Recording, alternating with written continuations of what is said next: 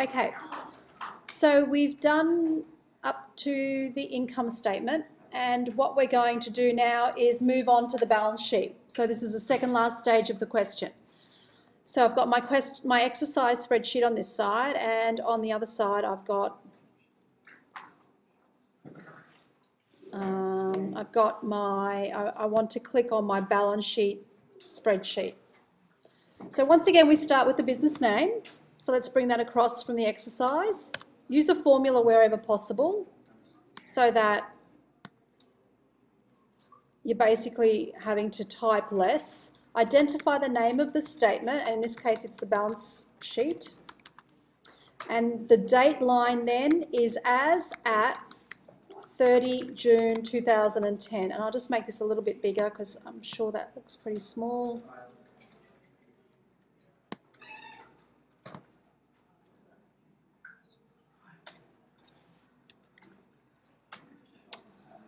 Okay, now again, just like the income statement has a very defined structure, so does the balance sheet.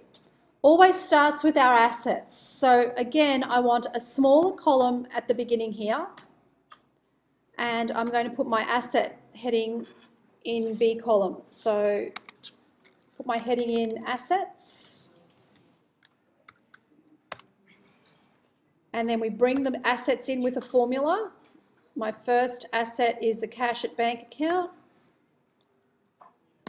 Not sure why it keeps doing that, so sorry about that.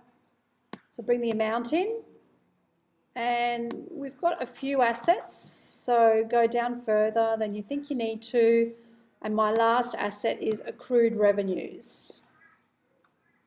So just get rid of everything else. So here's the business's assets. Now, before I go any further, remember these assets need to be listed in a particular order. Who remembers what that order is? Order of liquidity, which basically means that the most liquid asset goes at the top, down through to the least liquid asset. And if you're at home doing your work in an exercise, refer to the inside cover of your textbook because all the assets are listed in there in order of liquidity. So as I scan down here, cash at bank is the most liquid asset. But assets that are more liquid than cash at bank would be cash in hand, then petty cash. Those two would go before cash at bank. Accounts receivable are next, then inventories. Land and buildings are okay, but vehicles would be more liquid than land. So I'm just going to insert a row above land and move my vehicles and the amount for vehicles above there. Now, these are okay. Prepaid expenses and accrued revenues would go after inventory. So I want to insert 2 rows after inventories to move my balance day adjustment related accounts to that position there. So that now is in an acceptable order of liquidity. If you get land and buildings around the other way, that's okay. Motor vehicles and equipment back to front, that's fine. But if you've got cash at bank down here, you are going to not be credited with that particular, with being able to order assets in any type of liquidity. Okay, on this, I'm going to underline the last asset, and on the side there next to the final asset, I am going to put the subtotal for all my assets, 102,600.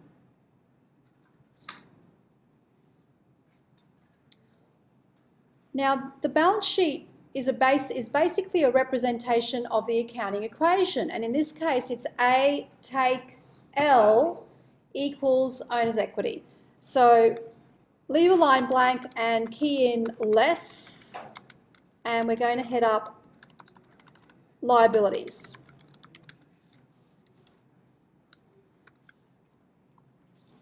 And then it's simply just a formula to bring in all my liabilities. Accounts payable is the first one, and again there's a few of them. So I'm going to bring the amount in first, and then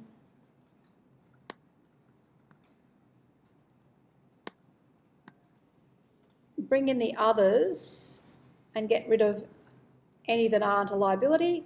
I'm just going to make B column a little bit bigger so I can reveal the full account. If you don't, boys, when you're printing, if you can't see it here, you're looking at the screen, if you can't see it here, you won't, that's exactly how it will print. So you shouldn't print like that.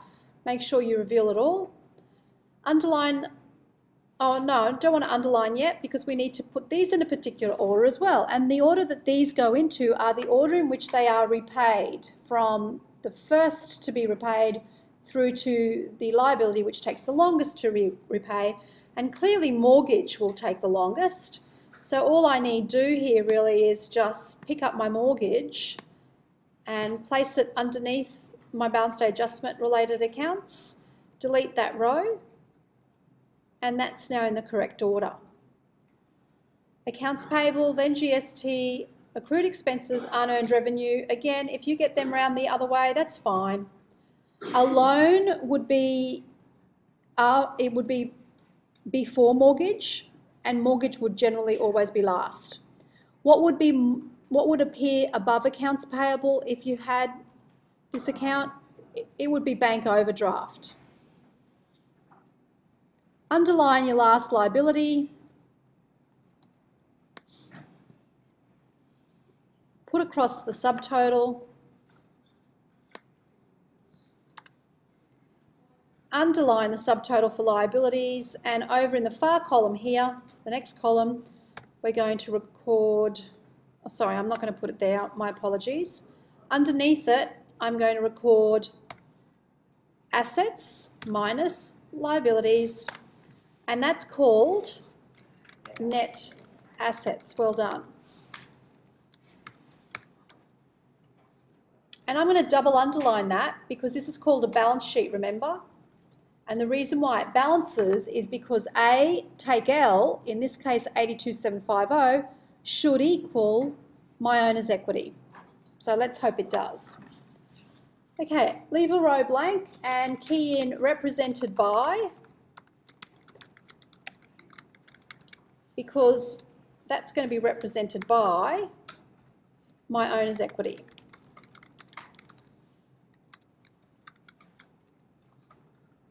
And this is always set out in the same way. It's going to equal capital, bring in the amount, bring in drawings,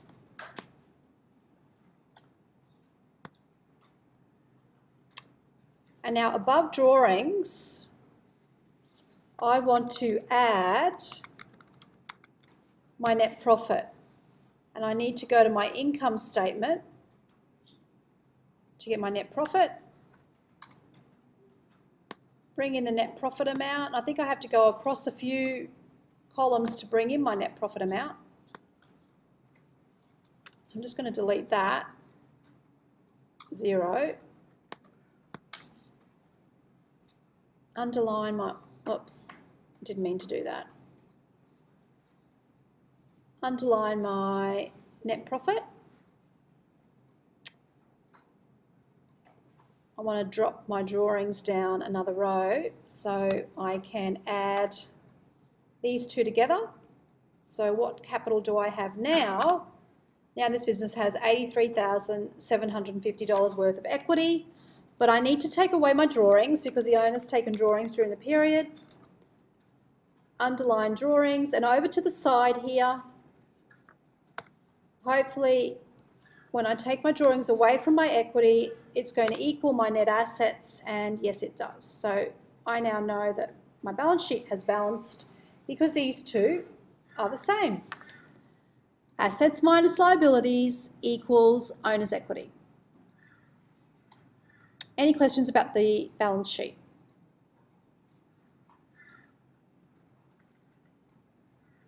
Okay. Let's do the ratios then. Click in the ratios spreadsheet. Are we ready? Should I wait a little bit? Daniel, have you finished? Yeah. Okay, let's hop into ratios then. Now, the three ratios you must be able to calculate in the exam are the gross profit ratio, net profit ratio, and return on equity. They're the profitability ratios. They help you determine how profitable the business is. So we need to know the formulas.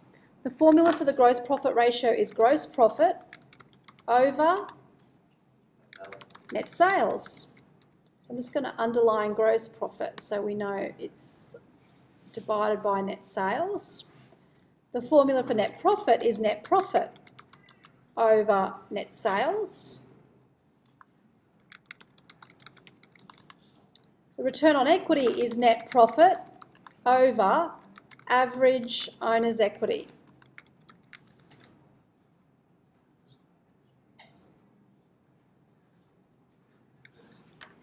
And then it's just a case of pulling these figures out and moving them into this spreadsheet here. So I'm going to click in my income statement here. So gross profit equals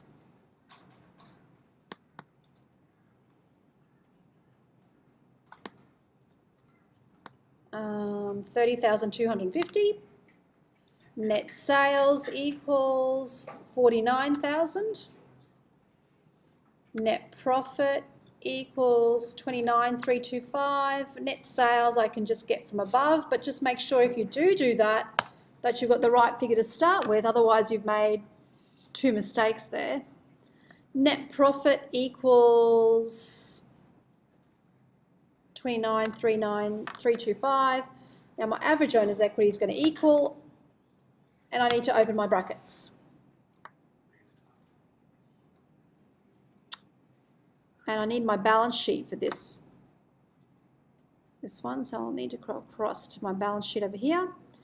Average owner's equity equals equity at the beginning, and equity at the beginning for this business is $54,425. That's how much capital we started at the beginning of the period, plus the equity we finish with on the period, which is $82,750, close brackets and divided by 2. So that's what I get for my average equity. Bring your figures across and see if you agree.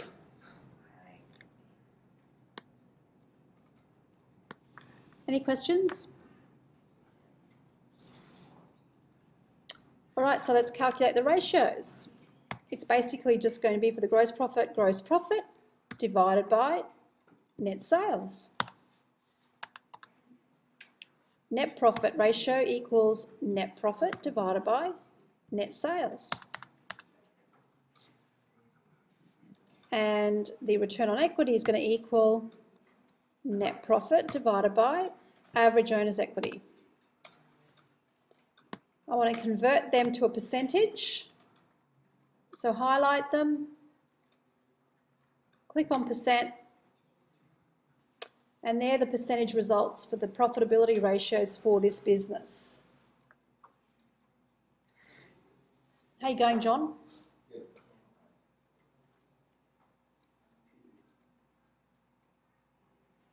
Okay. Any questions about calculating those? Yes, Luke? I know how to get the average OE in net sales. Oh, net sales. Net sales is sales less returns. So we're going to go to our income statement. There's my sales, 50,000, minus my sales returns is 49,000. That figure there is net sales. And what about the average owner's equity? Average owner's equity is equity at the beginning of the period, which is 54,425. That's the figure you're given in the exercise. And then equity at the end of the period, which is basically the difference between the two, is the profit you made during the period and any drawings that the owner has made. So average those two figures out, and that's your average equity. Now, if we have a look at this scenario here, this owner, Jay Knight, is thinking about taking on a partner, but the partner will only invest in the business if Knight returns a gross profit result of 51%, a net profit result of 18% and a return on equity of 16%. Do you think that this potential partner is going to invest in Knight's business? Yes. Yes. Based on those figures, the partner would be silly not to. But in the exam, that's exactly what you need to do. Compare your results with the scenario, but then you need to write a 1-paragraph, approximately 100-word paragraph to explain your decision. So I'm going to put the decision here.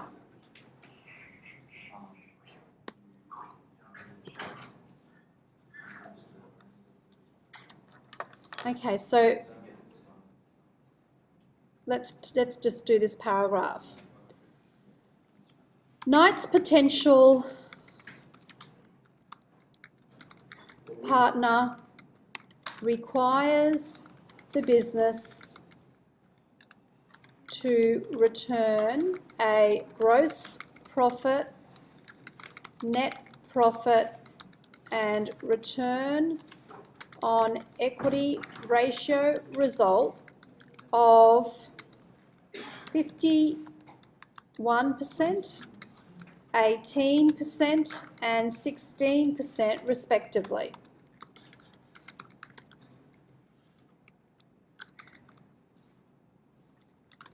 For the period ending 30 June 2010, Knight's profitability ratios of 62%, 60%, and 43% respectively more than accommodate these predetermined requirements. The potential partner will invest in Knight's business.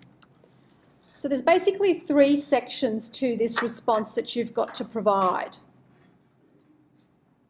And the sections are: identify, first of all, what it is the owner has to achieve. And that's it there. So what does this owner have to achieve? They need to achieve a result of 51%, 18%, and 16% respectively. So that's the first thing you need to do. The second thing, so you're basically just stating what they have to be able to achieve. The second thing you have to be able to do is quote the result the business returns. So for the period ending 30th of June 2010, Knight's profitability ratios are 62, 60 and 43% respectively. Why do you have to say respectively? Because that stops me having to say 62% gross profit. So the question was, why do I keep saying respectively? I've quoted the order once here. The gross profit, net profit and return on equity ratios results of 51, 18, 16% respectively means in respect to the order that I've listed them. That's what they relate to. Yeah, it's just a bit cumbersome to read and cumbersome to type, and this is a little bit more, I suppose, efficient and economical in words. It's up to you. You can if you want. The third thing you need to be able to do is to make the decision. Well, okay, their ratio results are pretty good. So you need to make a decision. Is this scenario likely to go ahead? Is this partner going to invest? And you've got to actually do that sentence. Yes, the partner is going to invest. So what are the requirements? What's the result for the business? What's your decision based on that data? And that, boys, brings the entire prac process for this unit to an end. Yay. Just going to stop this.